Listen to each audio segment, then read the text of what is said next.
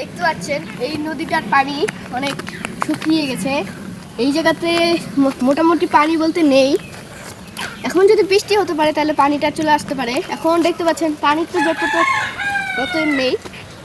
আমরা আশা করি যাতে আল্লাহ তাআলা যাতে আমাদেরকে এই বৃষ্টি দেন এবং আমরা যাতে পুকুরের থেকে আমরা মাছ মারতে পারি এবং আমাদের পেটে খিদাটাও যাতে মেটাতে পারি, এই হিসাবেই আমরা এই চাই।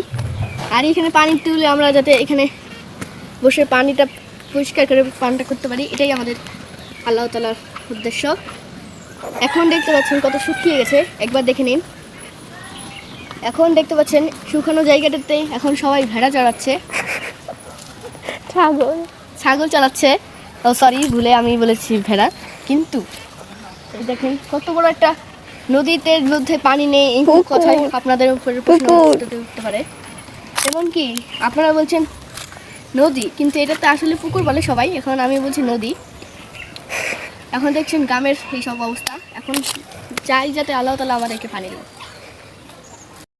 দেখতে পাচ্ছেন এই নদীটার পানি অনেক শুকিয়ে গেছে।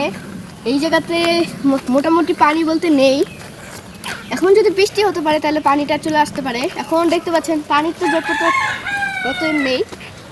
আমরা আশা করি যাতে আল্লাহ তাআলা যাতে আমাদেরকে এই বৃষ্টি দেন এবং আমরা যাতে পুকুরের থেকে আমরা মাছ মারতে পারি এবং আমাদের পেটে খিদাটাও যাতে মেটাতে পারি, এই হিসাবেই আমরা এই চাই।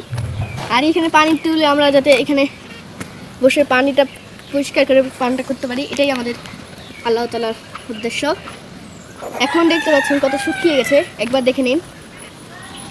এখন দেখতে পাচ্ছেন শুকানো জায়গাটাতে এখন সবাই ভেড়া চড়াচ্ছে, ছাগল চালাচ্ছে। ও সরি, ভুলে আমি বলেছি ভেড়া।